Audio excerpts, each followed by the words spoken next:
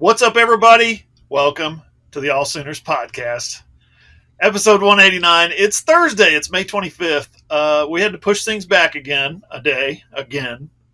So I was in Norman yesterday, right, bringing you coverage of Patty Gasso's midweek press conference. So we podcast on Thursday sometimes. Sue us. You guys aren't paying for this anyway. Remember, it's free. Anyway, that's Ryan Chapman.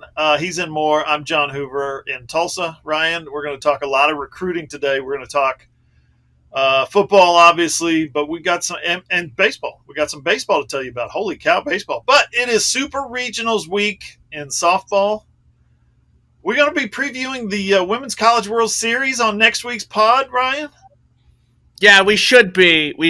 I'm just thankful that I've gotten out of my writer's cave. I don't know if you guys know this, but off camera over there, it's just a dark room. It's just a cave. Doing some stuff that has hit AllSooners.com if you haven't seen it yet. A lot to dig into with this weekend, both the matchup with Clemson, but what it means on a larger scale, the win streak, the Sooners chasing 3 straight, and this being the last postseason run at Marita Hines Field. But the top level, Valerie Kegel's got a lot to study for this week, the star player for Clemson, and I just don't think she has enough support to upend the Sooners as they continue to quest toward 3 straight national championships. Yeah, Kegel's really good. She might, in fact, I'm predicting she's going to win National Player of the Year. When you look at her numbers, compare them to others, she's probably going to be the National Player of the Year. Okay, that's fine. This is the 16 seed. This is the number 16 national seed. The thing about it is OU's 21-0 against ranked teams. So it might happen. It could happen at some point. It probably will happen at some point. I don't know if it's going to happen twice this weekend. I don't think OU is in any danger. I don't know. We'll see. That's why they play the games. We've got some really big news here for you at AllSooners.com. Simply put, we've hired a guy. We replaced Josh. His name is Randall Sweet. You need to follow him on Twitter at RandallSweet5. It's Sweet, S-W-E-E-T. He's from Lubbock, Texas. He played high school football there. He lives in Oklahoma City now. He graduated from OU last year, and he's going to spearhead our recruiting coverage. He's already done some really cool stuff.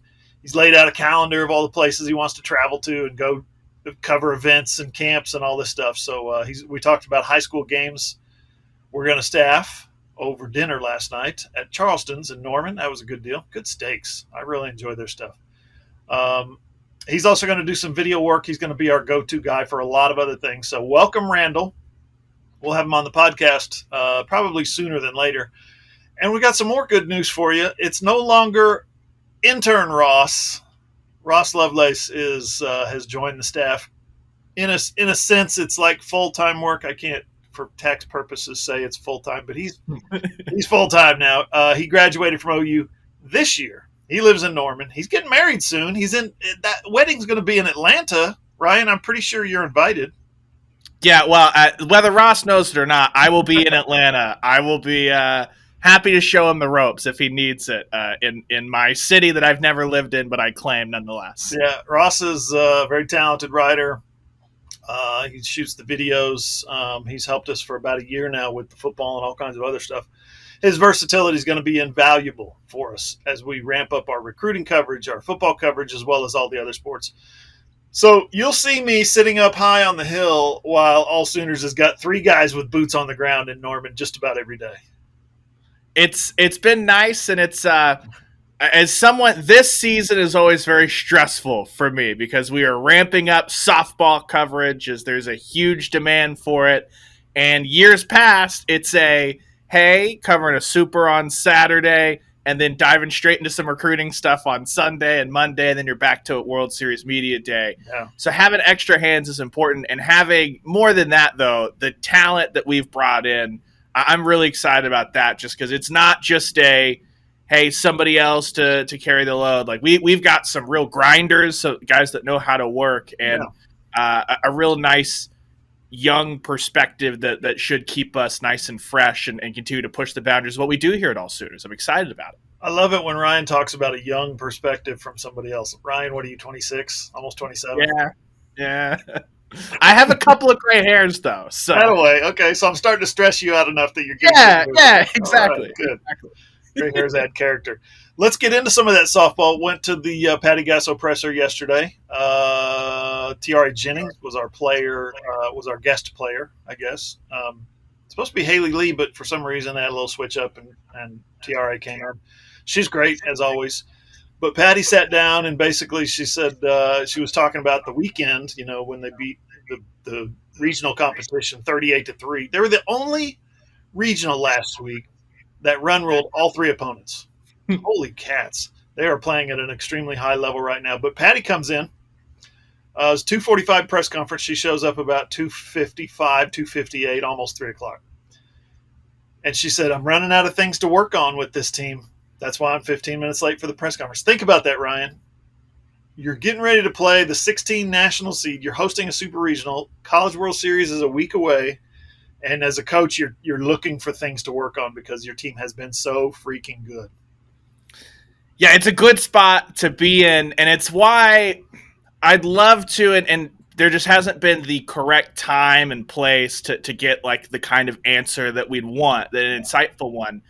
But I'd love to really pick Patty Gasso's brain about when I started covering her 2 years ago in 2021, she had talked about how she's found a healthier balance, a way that she's a fierce competitor, but it doesn't spill over into stressing out her home life. She's able to enjoy time with her husband, with the kids, with the grandkids, things like that. She's been able to find that work-life balance.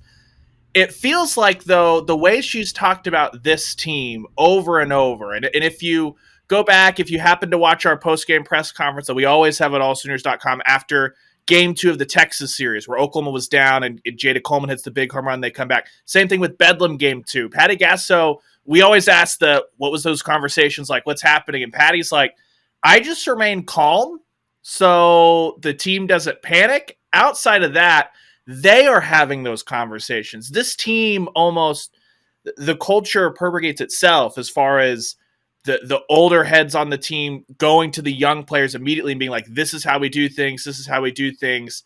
And I almost wonder for Patty, it's not easier by any means, but how much of what she used to have to do setting the tone is now done by her seniors and her juniors and things like that. I wonder if that would make it easier for Patty Gasso to say, well, I might have thought that I wanted to coach for X number of years, but you add 3 or 4 because the team's doing so much of that work as well. It's a testament to just a coaching staff that can build that kind of culture. It's fun to watch. Right. So yesterday, when the press conference got over, just to give you an illustration of what Ryan's talking about with the home-work balance or the work-home-life balance, whatever you want to call it. So her husband, Jim, got a head coaching job at Mid-American Christian University. Yesterday, it was announced that he hired Kalani Ricketts. Holy cow, turning into OU Sooner softball North, right? So that's really cool. And she, applauded him previously. She talked about it last week, I think, about how he was, he supported her all these years and he's given her sacrificed so much for her career. Now he's getting his shot, at the little, advanced age or whatever you want to call it. He's stepping into being a head softball coach. That's awesome. So after the press conference yesterday, her grandkids come in the room, right? It's the team room. So it's kind of spread out and there's furniture everywhere and there's tables and chairs. And so the kids are trying not to bump their heads and they're moving over to grandma. And she bends over to pick them up right as I'm walking up to her. And I'm telling her at that moment, Patty, congratulations on Jim. I didn't get to say it last week, but that's really awesome. And she's got like a grandbaby kicking her in the mouth. And she's holding them up in the air like this, like Simba, right? And she's and the kid's like climbing on her face. And she's like, I'm sorry, what? And she was looking at me. I said, sorry, congratulations on Jim. It was such a human moment. It was one of those moments where it's just like, you understand this is a grandma. You understand this is a wife of so many years, as a family woman who's given so much to other people's daughters. And now she's taken a few minutes to soak in this moment with her granddaughter. I thought it was priceless. And I was so like, stuff like that happens to me all the time where I start to make a point to somebody or I start to congratulate someone, say something and something weird happens. And it's like, okay, never mind. I'm intruding. I'm good. Yeah. I'm good. But you've had that moment Saturday after the win over Missouri. If you watch that video on All Sooners, She had her grandson in there in the post-game press conference. I clipped off, I think that Coach Gass would appreciate it, the front part where he was having some fun with the microphones. Jordy Ball and Sydney Sanders. That again yesterday, by the way. Yeah. He came in, grabbed a microphone, started talking about dinosaurs. Jordy Ball and Sydney Sanders in that moment were trying their best to keep it together. And you can tell that Coach Gasso, she was like, we're going to get through this. It's going to be totally fine. If we just ignore what's happening here, then maybe it won't continue to happen. There have been certain times across the year, too. I remember one press conference earlier this year. I think it was Nicole May sitting alongside Patty Gasso, and one of the grandkids was sitting under the table, so you couldn't see them on camera. And if the players were like looking down, just like, shh. So it's a ton of fun. And that's something that I'll mention as they move to Love's Field. Like, the clubhouse is cramped. We've talked about this a lot, that trophies are literally sitting on shelves and desks under TVs and in between trash cans, things like that. And that is where the coach's office, that's where Patty Gasso invites in her family, invites the family, the coaching staff to kind of be. So all the more a perfect illustration of it's the family atmosphere. And the story we talked about, or that we ran today on AllSooners.com, talking about Marina Hines Field. I thought Nicole Mendez, who talked to me, she put it best of Marina Hines Field right now is a house. And when your family grows, you just need a bigger house. It doesn't mean you don't love that old house. It doesn't mean you don't have incredible memories, but you're ready to get a little bit more square footage, a little bit more expansion as Oklahoma heads into this new era, the Loves Field era, here coming in 2024. The way Patty described that yesterday, we'll get on to Marina Hines here in a second. The way she described it yesterday is when they were at Reeves Park, it was like playing basketball on a blacktop. Now we got to move to Marina Hines Field. It's a gymnasium. We got where it's closed and we got windows and we can, wooden floor. And oh my gosh, it's so nice. She said, now we're moving into a castle. So that's how important Love's Field is. Pretty huge. Hey, I'll just do this for the podcast listeners. I'm wagging my finger like a big old Dikembe Mutombo. That's exactly what I thought when she was doing it. She got the question about the 47 straight. They're at 46 right now. If they go 2-0 in this regional, they'll be 48. 48 is the all-time record. 48 would be the new all-time record. 47, currently held by Arizona, is currently the record. She's giving you the finger wag. Why? Because she don't care. She does not care. She got no time for your winning streak talk. They're 54-1. They've won 46 in a row. They're 21-0, as I said, against ranked teams. They outscored their first two opponents last week, 22-0. This is their 13th straight super regional. That leads the nation. This is their 29th straight NCAA, Ryan. 5th straight year to host. Should Patty embrace this record talk? I mean, she's going to do what she's going to do. She's the wizard. Who are we to question her? But why not embrace it? She said before, this team's not afraid to lose.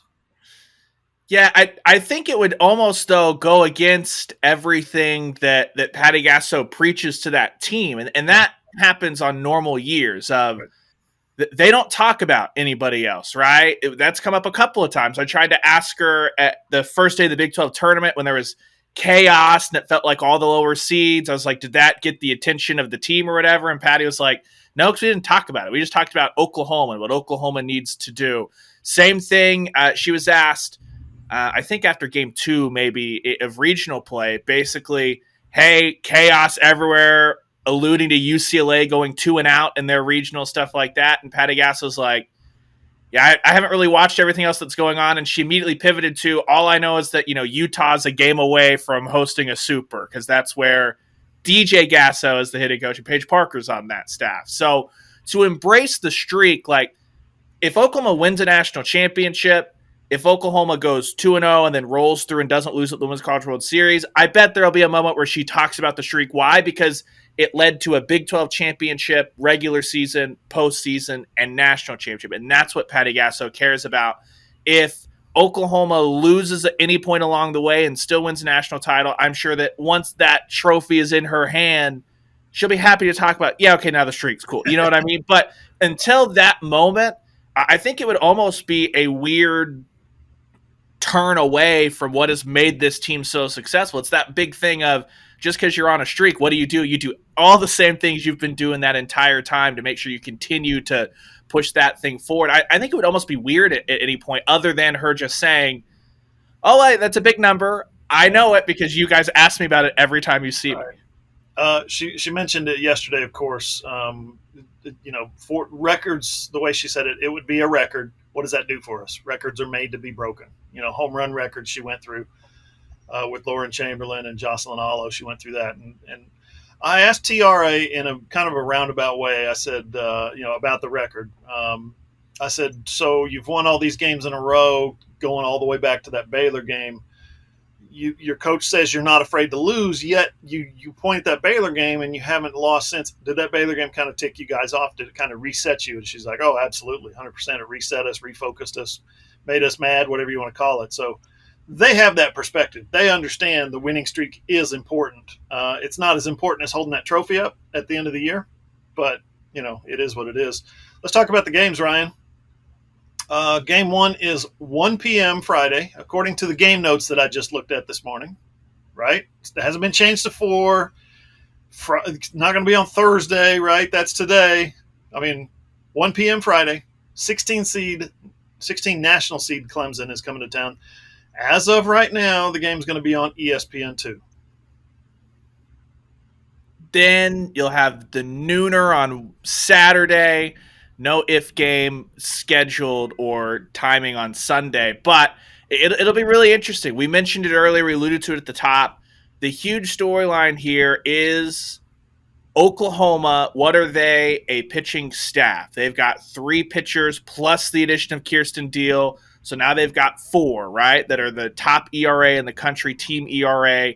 What can they do? It's 3 pitchers in Jordy Ball, Nicole May, Alex Straka, that would be aces on any other staff. You've got Oklahoma's lineup, and I usually say 1 through 9 because that's who starts, but when you're preparing for Oklahoma, you've got to prepare like 1 through 12 because you don't know between Sophia Nugent pitch-hit opportunities, Grace Green pinch-hit opportunities, who's going to be in right field, Jocelyn Erickson, Alina Torres, Sydney Sanders at first, how all that comes together. That is what teams normally have to prepare for. Valerie Cagle is Clemson's ace. She will have to do all the video work for her pitching aspect of her game on Oklahoma 1 through 12. She'll then have to turn around and as a hitter do all of the studying on Oklahoma's pitching staff 1 through 4. It is a huge, huge task to ask about Cagle. And you may say, Ryan, Clemson have 8 other players in the field, 8 other batters in the lineup.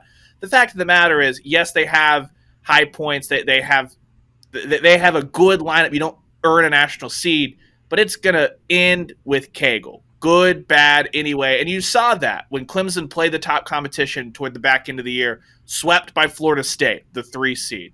Virginia Tech has been ranked and poking around a seed the last couple of years. Not as good this year as they have been in years past. Virginia Tech won 2 of 3 off of Clemson. Duke in the ACC tournament won that game, and I believe it was the semifinals. That is why Clemson, with this huge record, is a 16 seed as opposed to an 8, 9, 10, because they didn't really test themselves in the non-conference. A win over Northwestern here and there, but it was a pretty lax non-conference, and they didn't deliver the business into the ACC schedule. So that's where Cagle comes in. If she can rise up and find a way to quiet the OU bats 3 times through the lineup on Friday, and then 3 times through the lineup on Saturday, and then probably 3 times through the lineup on Sunday, let's be honest, if Clemson's going to win this thing, that's a tall task, and we haven't seen it. And I just think back to John. This reminds me 2 years ago. Yeah. Gabby Plain in Washington coming in. She's the ace. I was going to mention that. What a reward for the number 1 overall seed. You got a person who's almost or going to be the National Player of the Year waiting in the second round. Yeah. And so the difference there is that, first off, Gabby Plain couldn't handle the lineup through multiple times. She didn't have to hit either. She was only focused on pitching. That's what I'm so fascinated about. I can't wait, win, lose, draw, however it pans out, to be able to kind of ask Cagle some of those questions about what is this week like of prep been? I know that you're used to it, pitching and hitting, but you don't pitch against a lineup like this, and you don't hit against a pitching staff like this every day. Ryan, what you're saying, I completely agree with. But our role here is to discuss and debate. So I'm going to play devil's advocate, right? In this particular case, OU's bugaboo this season has been specifically leaving runners on base and sometimes getting runners thrown out on base that you're just like, what? What just happened? Why is that runner out? That's been the one minor complaint about this team is getting runners on base and not being able to move them. 14 in one game, I think. 22, 26 for the weekend in one series. When you have a pitcher of Cagle's magnitude, and that starts to pile up, that starts to get contagious. Listen, I opened the show by saying they're as hot as anybody in the country. They're the only team in the country right now to run rule 3 opponents in the regional. I'm not saying OU's going to lose, but that's why they play the games. It's called sports for a reason. Can this happen, Ryan? Yeah, it can, absolutely. And that was that Bedlam series you're alluding to. Yeah, game 1, 14 runners on base. I think it ended up being 32 across the 3 games. And Oklahoma almost lost one of those games. The flip side of that, it absolutely can happen. The flip side of that is that Oklahoma, against the number 6 seed in the country, left 32 runners on base and swept them in their house. You know what I mean?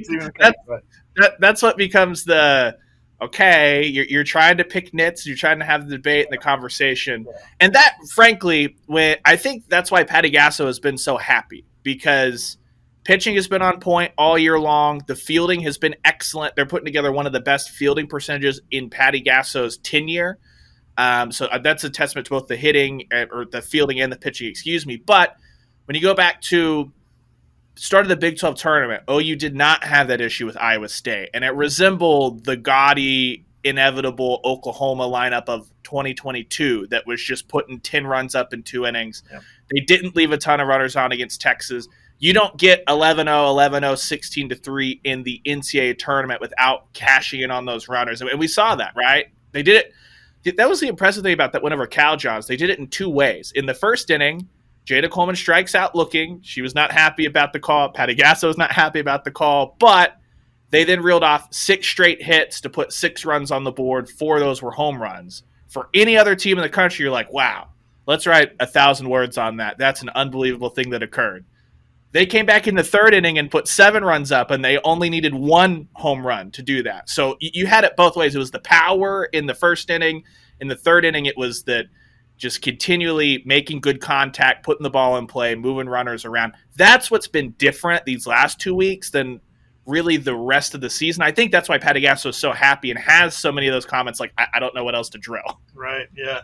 Real quick, before we wrap up the segment, OU's got 3 hitters slugging over 800. They've got 7 hitters slugging over 700. Plus, they've got 4 pitchers with earned run averages under 1.1. Jordy has the highest earned ERA at 1.1. And they have, for the season, what's their record? 54-1. In 55 games, they have, I hope I don't jinx this. I hate saying stuff like this. It's the announcer jinx coming up. They have 14 errors in 55 games. And not just that, but they're making diving plays, over-the-shoulder catches, sliding out. It's unbelievable. This team, there's no more words, Ryan, to talk about how great they are. So we'll move on to something boring like recruiting. We got a ton of recruiting news next. It's been a weird week for Oklahoma recruiting, like really weird. You're not going to want to miss this. That's all next on the AllSooners Podcast. On Twitter, you can give us a follow at _Sooners. You can find me at John E. Hoover. Ryan is over there at _Ryan Chapman. Follow Ross at Ross Lovelace. And Randall, our new guy, is at Randall Sweet 5. That's SWEET, the number 5. Follow him for all the latest recruiting news. Our website is allsooners.com. We're a Fan Nation affiliate, part of the Sports Illustrated Network. Remember, All Sooners is free, no memberships, no signups, no usernames, no emails, no passwords, no credit cards needed. Allsooners.com. Just click on it and go. Okay, speaking of recruiting, Ryan, holy crap, what a week for the Sooners. Zadavian Sims went to Oregon. I guess that's kind of the that's it. That's all we need to say. On to segment 3. In just a minute, we'll take a break. No, I'm kidding. So Randall was there. Randall covered it was a C4 Sports Performance Pro Day. So a bunch of C4 athletes who trained down there with Sean Cooper and Durant. We're having a pro day, getting together, putting up some numbers.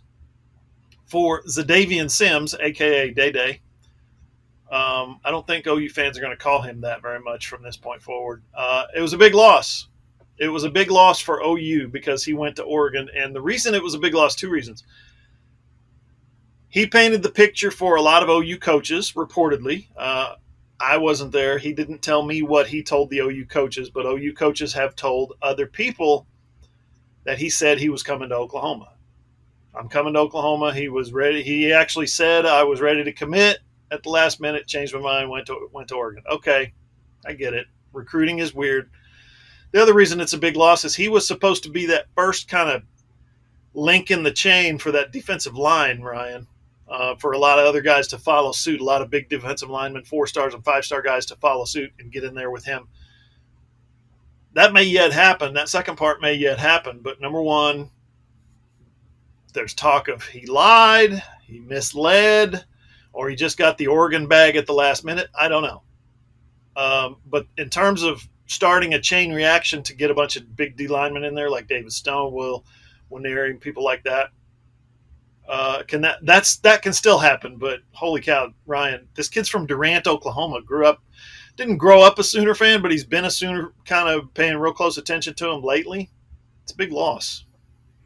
Yeah, and I'd say that other point that you just hit on right there is it's an Oklahoma kid. We heard so much about the staff and the work that they wanted to do in state and all that. And so the big first marquee type player that they had been here for enough recruiting cycles to really get a run at picks Oregon, which is just one of those situations where I don't think it's indictment on the work the staff is doing or things like that. It's just in the momentum sphere that it's not what you want. But there's still plenty of pieces on the board, chips on the table, however you want to call it, as far as this defensive line class. If you remember last year, there was a time in the summer where it was like, man, if Oklahoma draws an inside straight, this could be the best defensive line class they have ever signed.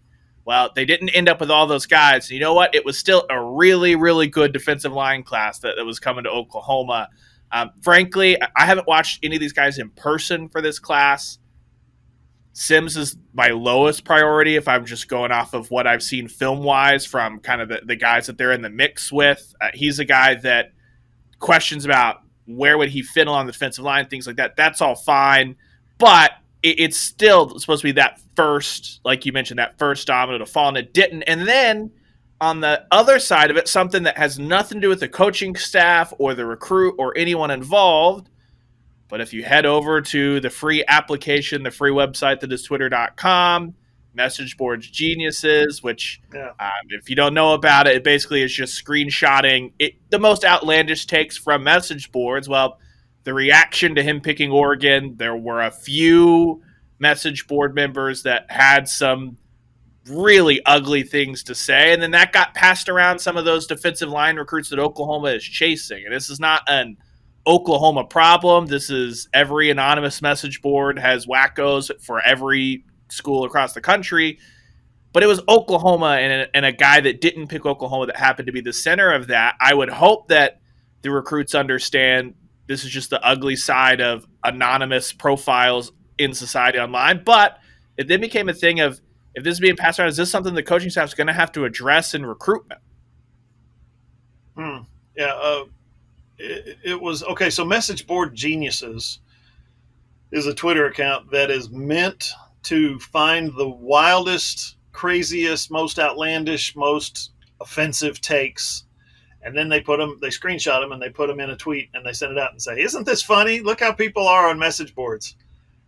Yes, okay, it's funny, it's stupid, it's offensive, it's ridiculous, and it's not necessary. People don't need to act like that on message boards that they pay for, or on a free Twitter account that they don't pay for. Don't act like that, and don't say stuff like that to a 16-year-old kid. Grow up is what I want to say to the message board geniuses out there, right? And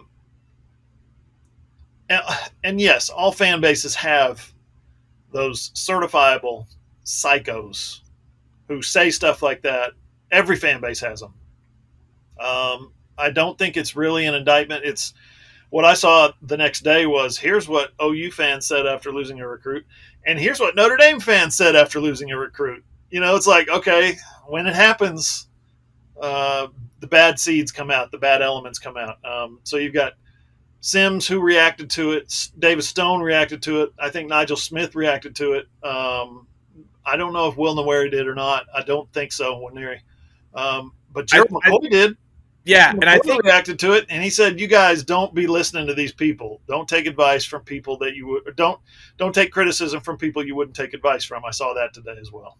Yeah, and I think it was Nwaneri who put out like, "This is not me saying I'm not considering Oklahoma or anything like that. It was more just calling out stupid people for being stupid," which I think is the general feel, but nobody wants their fan base, the name Oklahoma or Oklahoma boards, being the example of top defensive line recruits saying these people are stupid, don't be stupid like them. Yeah. Again, I think that recruits who get that feedback the whole way, I think they understand that it's the fringe stuff like that. But again, everyone can admit it'd be easier if it's everyone pointing at Texas fans and being like, yes, this is dumb. Don't be dumb. I think everyone can admit that that's a little anxiety that would seep in of like, yeah, it's dumb, but those are idiots that have my team shirt on it or whatever. I have the same thing when Raiders fans get into fights in the parking lot. I'm just like, yeah, no, I feel you. Why?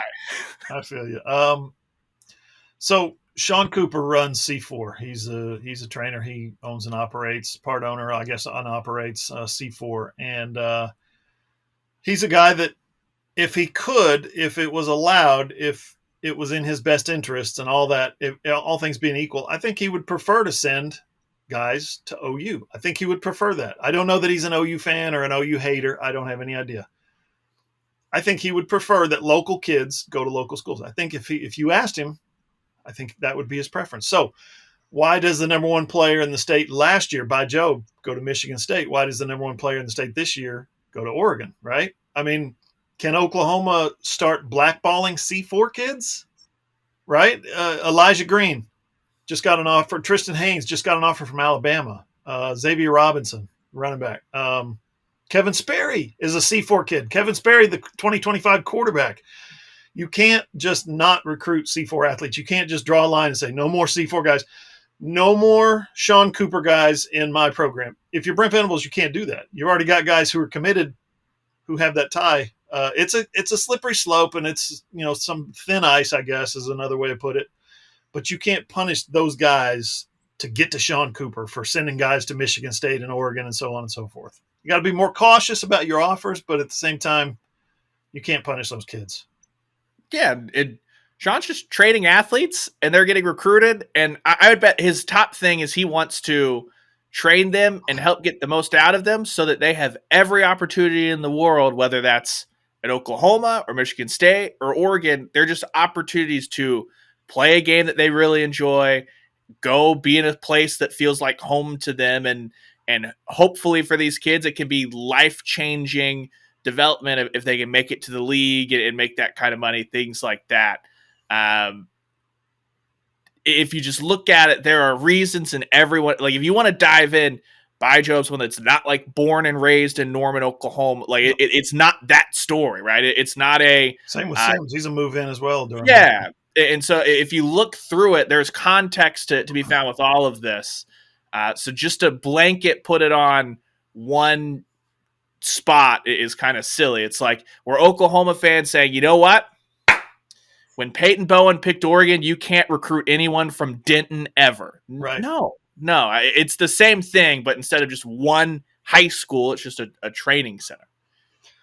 Yeah, I get the sense that Todd Bates and Brent Venables felt misled in this whole process, and other coaches as well. Misled, you lied to me, whatever it is. They're mad at him. They've cut ties with Zadavian Sims. They're not going to continue recruiting him. Apparently in the future, if there's an opportunity in the transfer portal, I'm hearing that they may cut that off as well. If he wants to come back home, play at OU. Nope, not having it. I've heard that.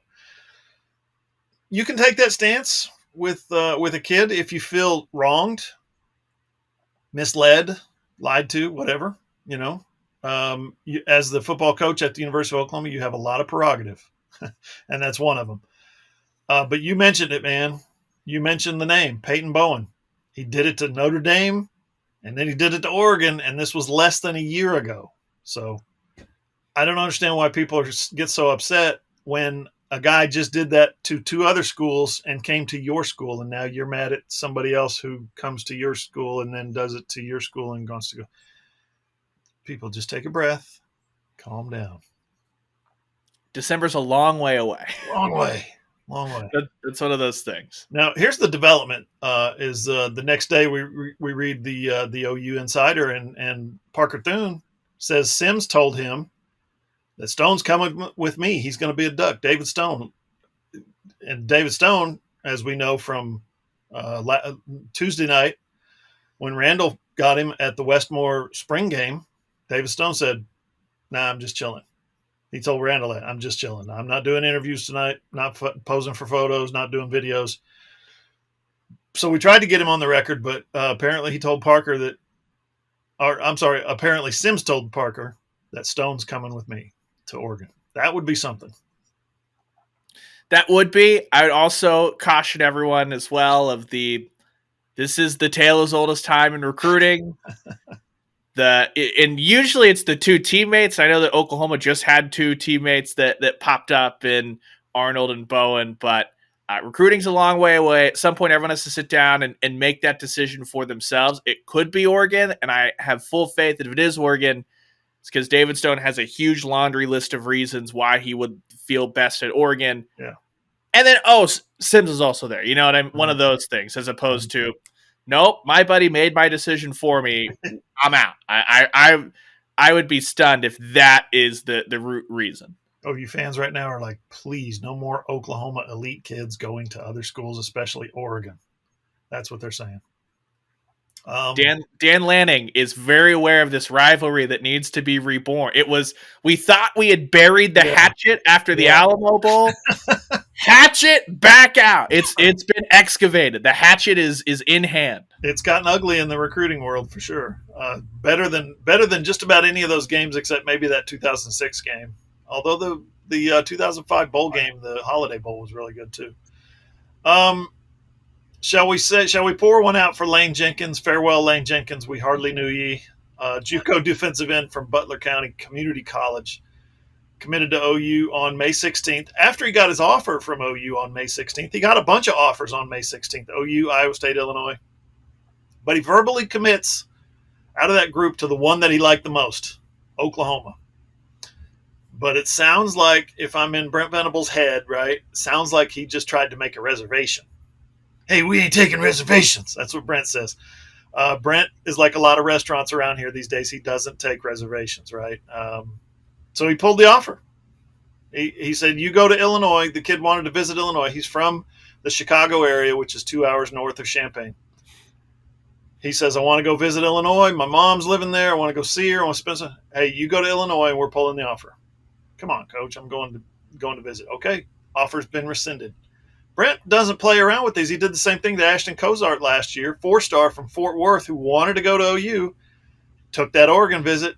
Brent pulled the offer. He ended up signing with Oregon.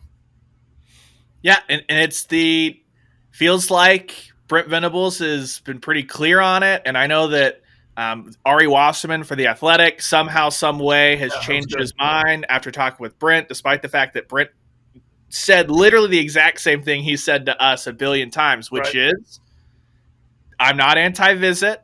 Take all of them. Take as many as you want, as many as you can. Not commit. Exactly. Just when you're done with that period of your recruitment and you want to sit down and commit, that's when we can talk about that part of it. And feels like Brent Venables has been as clear as day. And I don't know if it just needs to be there are 2 or 3 more of these stories until recruits realize, oh no, Brent Venables is, of all people, he's the guy that, like, what he says is what he means.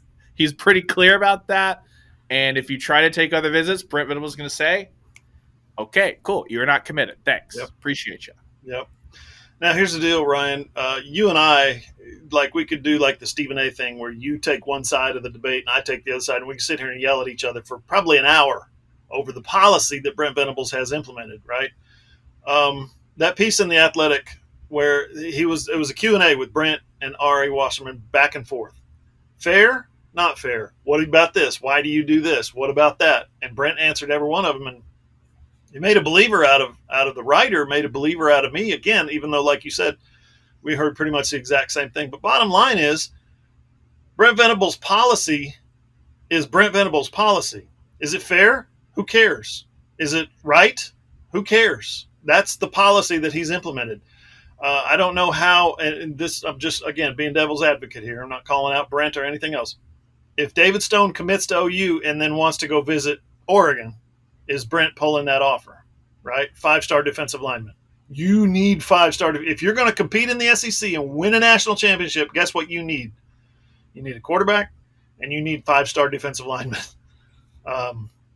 Not saying you can't get 5-star defensive linemen if your local kid goes, your Oklahoma City kid who's at IMG, if he goes to Oregon. Not saying you can't get them. You can still get them. But I guess bottom line, Brent tells those guys, or he says he tells those guys, we're not in the meetings when he's recruiting them, but he tells them, as I said, do not commit. Take your time, take your visits, have a good time, date, flirt, bat your eyes, whatever you want to call it. But when you're ready to begin that 40-year relationship, that commitment to Oklahoma, then call me, because Venables doesn't want to hold your reservation. Yeah, and it's, look, just everything equal, everything on the table. I would not, if I were head coach, have this policy. I think it just adds extra hurdles, right? But Brent Venables, the way he's talking about it, he's been so consistent about it and so consistent about this gets laid out ahead of time. That's no surprise, nothing whatsoever. If you lay out expectations to me, if you're my boss and you lay out, hey, I need this to happen at this time, and I say, well, I don't know, you're like, cool, listen to it, all that. At this time, this is when this needs to happen. My expectation is if I don't have it done and dusted, ready to go at that time, I'm going to get a text. Where is this? I thought we talked about it. Like that's just what it is, whether you agree with it or not. And it's been laid out pretty simple. And again, I don't think this is take opportunity away from kids, anything. Brent Venables will tell you, take all the visits. I am pro visit. Do all of that and then come back and talk. I don't know where that gets lost in translation. He's been pretty clear to us, and I understand the policy totally. It seems pretty cut and dry. My favorite part of that interview was, hey, what about when a kid is committed somewhere else and he's visiting Oklahoma? You let him visit. And Brent's response is, obviously he's not committed to that place. If he's taking visits to us, he's not committed to them. There's a difference. And Ari's like, I guess that makes sense. So it does. It makes sense. Hey, we got to scoot. This segment, we're going to finish up with a little more football recruiting. And, hey, would you look at that? The OU baseball team went and did it again. We'll tell you all about it next on the AllSooners Podcast. Final segment of the AllSooners Podcast. We'd really appreciate it if you guys would drop us a rating. If you like the pod, please drop us a 5-star rating. 5-star ratings are awesome. You can like us. You can share us on social media. Anything you can do, any kind of interaction helps our visibility, helps us get our message out there to more Sooner fans. And, of course, if you're watching on YouTube, please like and subscribe. Mash that like button.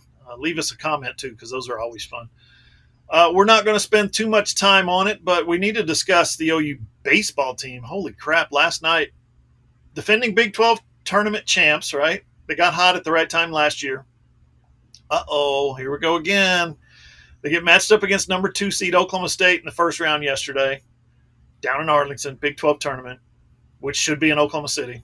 That's another pod. They've been routed by the Cowboys 3 times in 4 games this year. And what do? Bam, they jump out to a 7-0 lead, man. I don't know exactly what this does for OU's NCAA tournament hopes, Ryan.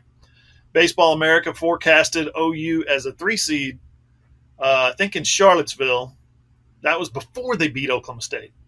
D1 Baseball predicts OU as a 3 seed in Fayetteville, again, before last night. So I guess things are looking pretty good for OU baseball to make the NCAA tournament again. Yeah, and again, apologies. A lot of these run together. There are a lot of outlets that cover baseball and project the tournament, but I think it was D1 Baseball that I was looking at this morning. They had Oklahoma in the last 4 in, and then as a 3 seed in Fayetteville coming into the Big 12 tournament. They did do an update this morning where the Sooners are still a 3 seed in a regional, but no longer on that last 4 in. So it sounds like that gave them a little bit of a cushion. Yeah. And this game kind of felt like the script flipping a little bit. In those 3 losses to Oklahoma State, what was a big part of the story? Hit batters and issuing a ton of walks, giving the Cowboys free base runners for that powerful lineup to cash in on. How does the game start last night?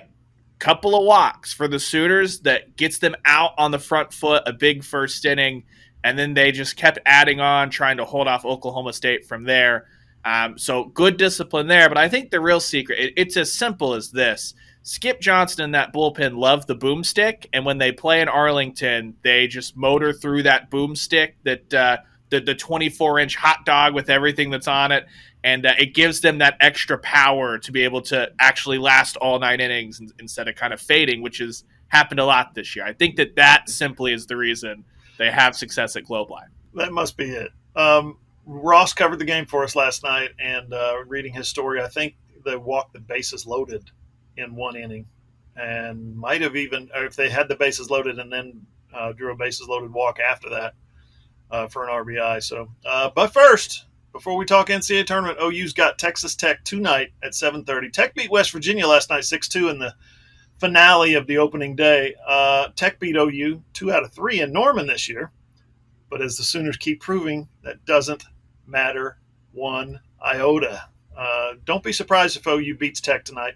If you want to watch, first pitch is scheduled for 7:30 p.m., and it'll be on ESPNU, and I'm pretty sure ESPN Plus if you don't have the U. Okay, so much going on in recruiting. We couldn't fit it all into one segment. So let's go, Ryan. Part 2 of our recruiting dive. More on the defensive line. Will Nwaneri, as we mentioned, visited Texas A&M last weekend. He was quoted by On3 as saying they are up there with Oklahoma and Tennessee at the top now. Got a really good idea about Texas A&M, and I liked it all. Just what OU fans needed to hear, am I right? Oh, yeah. No bad interactions with Texas A&M, no run-ins whatsoever. Texas A&M, often labeled the Oregon of the South, a team that you're just never going to want to be in a recruiting battle with them. But, look, get used to it, Oklahoma. Like, I don't want to hear it. If you want to actually be in the mix, if you think Texas A&M's bad, just wait till you're recruiting heads up against Alabama and Georgia. Those teams actually win stuff and have NIL and the whole might of that. It's just this is going to be life in the SEC, and I think Oklahoma fans, as opposed to doing the eye roll and going, great, Texas A&M, and when they do that, they put the money sign instead of the ampersand, all that stuff. Instead of doing that, just embrace it. This is what you're going to have to do year in, year out to land the biggest talent, and eventually as has always been the case with Oklahoma football, if you pair the on-field success with enough resources behind the scenes, that's been all that matters anyway, and they've been wildly successful, more successful on the field than A&M, certainly more successful than Texas, another team that looms. Just embrace it. Yes, is it stressful? Sure, whatever. But like we said earlier, December's a long way away. That's when they got to sign all that stuff. Just let Brent Venables and that crew cook. It's not going to reach a point where it's over. You know, you're mad about Zadavian Sims, and you may still be mad about Bajob and whoever else, right, over the years. It's going to get worse when they join the SEC. Auburn, Ole Miss, Florida, some of those schools don't pull any punches. Here's what you got to do. Somehow, some way, and I'm not saying Brent Venables can't recruit, but you got to get the king involved. You got to get Barry Switzer in that fur coat out there on the recruiting trail. See if he can get some of those big dudes, defensive linemen, to come in. Here's the deal. Our man Randall has been he joins officially like after tomorrow. He's like full-time all the way in. Our man. He's been working 2 jobs basically, but after tomorrow he belongs to us. And we couldn't be happier to have somebody like that with the enthusiasm that he's shown for covering recruiting. He's been killing it so far, and he's been part-time, so he's just getting started. He was at Sims's announcement on Saturday, and Tuesday night he was at Westmore for Michael Patterson McDonald's spring game, introduced himself to David Stone, who, like I said earlier, understandably did not want to be interviewed. But Randall did get some time with Michael. You can see that video with the highlights that he shot at AllSooners. Now, afterwards, we talked about this a little bit earlier, Ryan. David Stone, said I don't want to be interviewed. Him and Michael reportedly, after the Sims fiasco, went and met with Brent Venables until like 10 o'clock or 11 o'clock last night. Tuesday night, sorry. Would you love to be on a fly on the wall for that one? Think about that. Like, Brent's like, okay, I know this just happened, but here's what's, what did he say to those guys?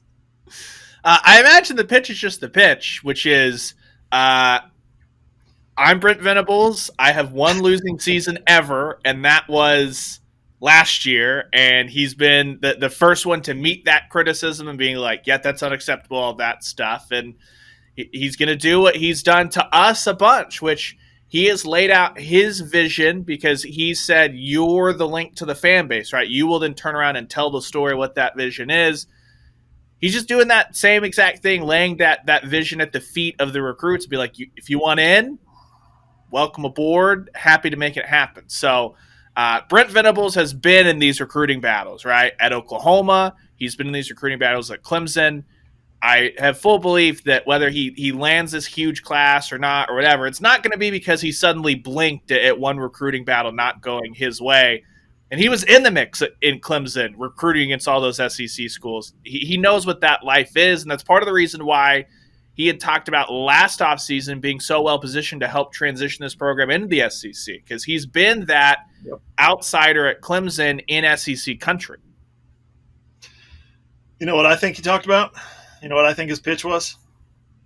NIL, baby. NIL. Soul.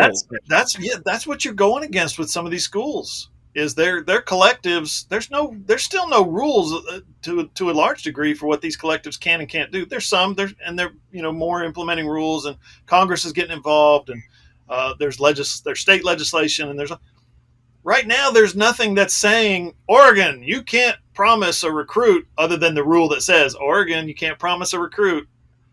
What are they going to do? There's no oversight. There's no, the NCAA has been stripped and gutted. Which was an embarrassment to begin with, the NCAA. But at this point, OU has got to, I don't know how, but Ryan, on the same week, okay, we're talking about optics here, right? What matters, what's important, what reality is, and how that reality is shaped by perception, right? On the same week that you lose Zadavian Sims to Oregon, there's a big press release about OU leads the nation in women's NIL opportunities. Now, I had a daughter who played soccer in college. I am 1,000,000% for women's sports NIL opportunities. They deserve it. They need it. But that's in terms of optics and what it looks like. It's like, look, we've got the best program for women, and we just lost a 4-star defensive tackle. You know what those women are also doing, though? Those are the programs on campus that are winning right now. Hell yeah. Women's gym, stacking trophies. Softball, we talked about it, stacking trophies. Jenny Baranchek has as much energy in that women's basketball program since kind of the middle of that Sherry Cole run where she was Final Four year in, year out.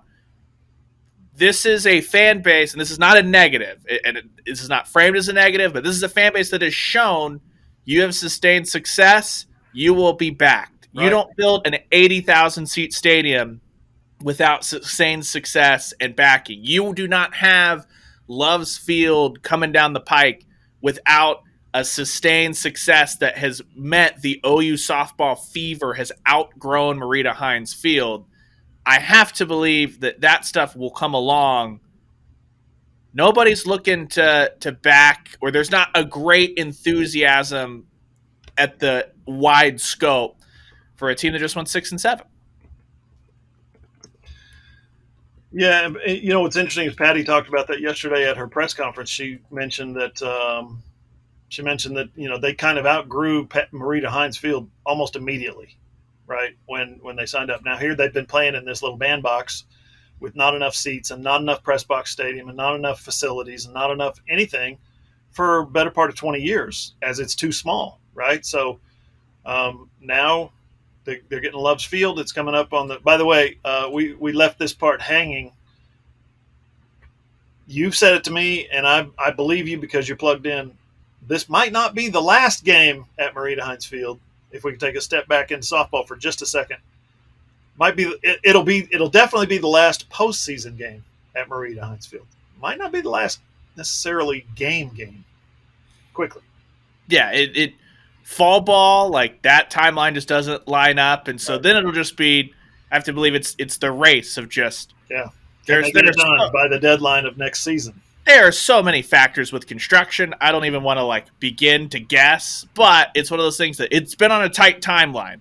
I think that everyone is putting everything behind it to have that bad boy Loves Field opened up for the 2024 season in proper. I have to believe that it will be by the end of 2024. Games are being played in Loves Field. Yeah. That's just, I don't want to set the expectation is that there's a ribbon cutting ceremony next October, and right. that is not unless they just work overtime. That's not. I don't think the expectation around anywhere. We might be subject to the weather on the completion of that bad boy. Yeah, as we live in the state of Oklahoma. Back to recruiting, Joseph Jonah Abjonye, who is a 4-star defensive lineman from Conroe, Texas. He's a 2024. A lot of people are predicting that he's going to choose OU for what that's worth, right? He's apparently moving on up. I don't know if you guys saw this. 24/7 Sports had him ranked 2 months ago. He was number 395 in the country. Last month, he was 248 in the country. He didn't even make the 247 Sports top 247. Today, he's number 76 in the country. Holy cats. If that's accurate, think about that. That's an unbelievable jump. He's 6'4", 255. He's probably going to play inside would be my projection, my guess. He's a top 10 in Texas kind of player, Ryan. He's got a bunch of visits lined up starting in June. Georgia Tech, Texas Tech. OU is on June 16th. That's the Champ U Barbecue. And then Georgia on the 23rd. But as you know, the NCAA's lifted the limit on 5 visits, so he'll probably take a few more than that. But that would be a big one if you can get one of the top 100 guys in the country, and he's a defensive lineman. Shout out to Georgia Tech for making that list. I know, right? A lot of that momentum. I was talking. Go cover that one, right? It's in Atlanta, so you got to go. Correct. I will be there. A lot of that momentum for Michigan State. Staff got poached. Georgia Tech. Just keep an eye on Georgia Tech.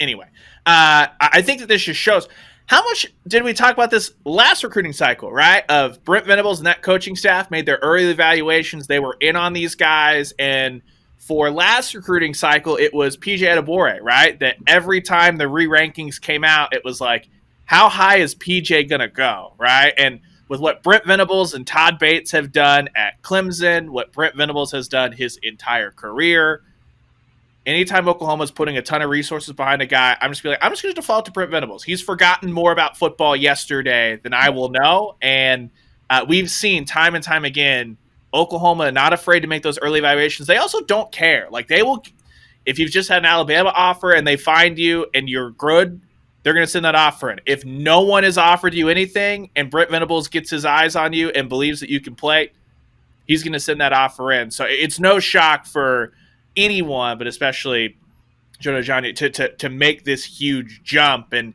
I think that's kind of been one of those things that people have said, yeah, when you just look at him physically, just wait for this re-ranking season to come along. The springs, when a lot of that kind of gets done, and then head into the summer, should be no shock that he's kind of shot up those boards. And that's why I think you see that Oklahoma's so excited and putting so much effort behind his recruitment.